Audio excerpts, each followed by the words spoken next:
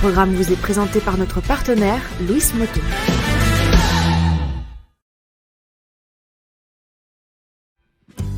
Bonjour à tous, je suis très heureux de vous retrouver dans le sud de la France pour un essai que moi j'attendais depuis trop longtemps, l'Aprilia Touareg. Et vous savez quoi? Elle est là. Ouais, sauf que je crois que j'ai attendu trop longtemps à mon avis. Salut Jean-Pierre. Salut Mehdi, ça va? Ouais, ça va et toi? Impec. C'est la nouvelle Touareg? Ouais, c'est la dernière Touareg Aprilia. D'accord. Je m'attendais pas à ça. On est en quelle année là? 89, pourquoi? Comme ta veste? Bah oui, 89. Non, c'est la dernière, écoute, c'est le 560 Rotax, donc c'est la 600. Tu vois, tu as une fourche inversée, regarde, fourche inversée, c'est vachement bien. Tu vois, c'est toute l'histoire Aprilia du tout-terrain qui est là-dedans. D'accord, donc gros monocylindre de 600, parce que moi on m'a parlé d'un bicylindre parallèle de 660 cm3. Non, ça c'est non. Je sais pas. Enfin, aujourd'hui, non, peut-être dans le futur, dans 20 ans, j'en sais rien, mais là, non. La nouveauté, c'est celle-là. Hein. Bon, bah je vais aller essayer ça quand même. Ok. Merci Jean-Pierre. Bah écoute, amuse-toi bien, tu vas voir, c'est top. Ok. Elle a quand même un look super vintage.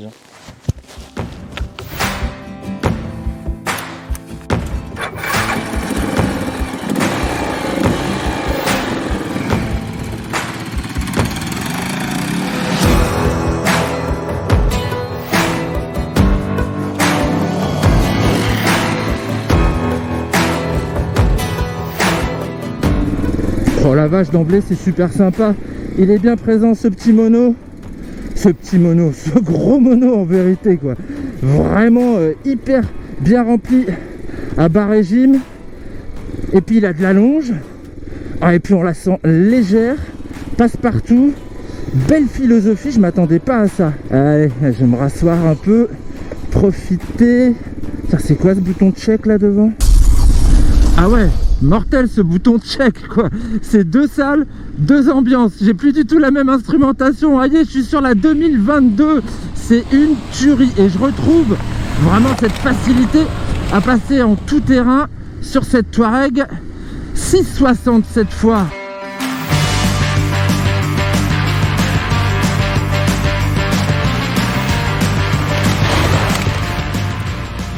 Ah, le bicylindre, j'ai adoré le mono, mais j'avoue que le bicylindre, je l'aime beaucoup ici. Il est pas mal retravaillé hein, par rapport à ce qu'on a connu sur RS et Tuono 660.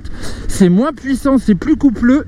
Maintenant, j'ai 80 chevaux à 9250 tours, j'ai 70 Nm de couple à 6005, mais en fait j'ai un moteur qui est beaucoup plus rempli en bas du compte tour, et ça pour le tout-terrain c'est super sympa parce que ce berlingot il a du caractère hein. Il a vraiment des arguments justement à bas régime. Autant on le trouve souple hein, quand on se met sur le mode de conduite urbaine, on peut descendre à 2500 tours, repartir gentiment. Autant quand on passe sur les autres modes de conduite et notamment le mode off-road, là la réponse elle est vraiment chouette sur le bas du contour. Et du coup je trouve que ça a vraiment rien à voir avec le twin parallèle des RS et des Tuono 660. Mode de conduite off-road bien évidemment, mode de conduite off-road qui supprime l'anti-patinage à l'arrière, qui retire également l'ABS sur l'arrière. Et regardez comme elle se guide, elle a un train avant incroyable. Alors on met du gaz, wouhou! Oh là là, comme elle amortit. Ah, le guidage est hyper aisé, hyper facile. Je suis assez fan. La souplesse de la fourche, sa capacité d'amortissement. Kayaba 43 mm inversé. Bravo les gars, c'est bien joué. L'amortisseur aussi, il est bien né. Il est un petit peu dur, je trouve. Là, par rapport à l'avant, il n'y a pas une harmonie parfaite. Ça va, ça me permet de passer partout. Mais je pense que j'ai 2-3 clics à donner là. Et ça tombe bien, il est entièrement réglable. Alors ce que j'aime bien aussi, c'est la position debout. On est vraiment bien, la selle est fine. Le réservoir me permet de poser justement mes genoux. Je peux bien prendre appui sur l'avant, toujours flexible. Il y a une méga garde-sol aussi. Alors elle n'est pas donnée par Aprilia. Moi j'ai sorti le mètre et j'ai calculé 260 mm. Avec les suspensions qui affichent 240 mm de débattement avant et arrière. bah je peux vous dire que bah voilà, elle passe partout. Super connexion à la poignée électronique. Et puis bon gommard, j'ai pas des gommards enduro à l'extrême, je suis sur les Scorpion Rally STR comme sur la Norden, et très bonne motricité hein, franchement, sur du sec, un petit peu mouillé, faut pas que ce soit trop gras parce que ça s'engorge vite. Je suis content d'avoir le shifter aussi en option en TT. J'aime bien ne pas me préoccuper de mon levier d'embrayage. J'adore remettre ces petits coups de gaz.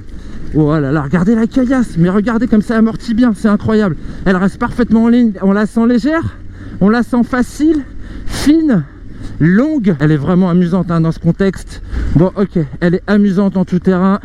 Maintenant on va aller voir ce que ça donne sur la route.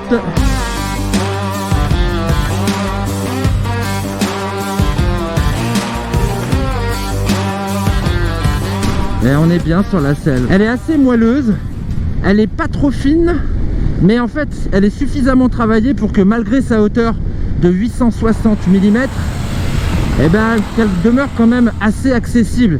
Le guidon est bien large, tout ce qu'on attend d'un trail. Il est très bien en position haute parce qu'il est quand même un petit peu surélevé et il est un petit peu ramené vers moi là grâce au pontet supérieur. J'ai une très bonne prise en main de la direction. Et puis bon, je vous parle même pas du confort, hein. Je vous ai déjà parlé de la qualité des suspensions dans le tout-terrain. Là sur la route, c'est du velours. Alors sur la route, ce qui est sympa, c'est qu'on va commencer à jouer un petit peu avec tout le pack électronique, ce qu'ils appellent la suite APRC chez Aprilia. Oui, bienvenue chez Aprilia.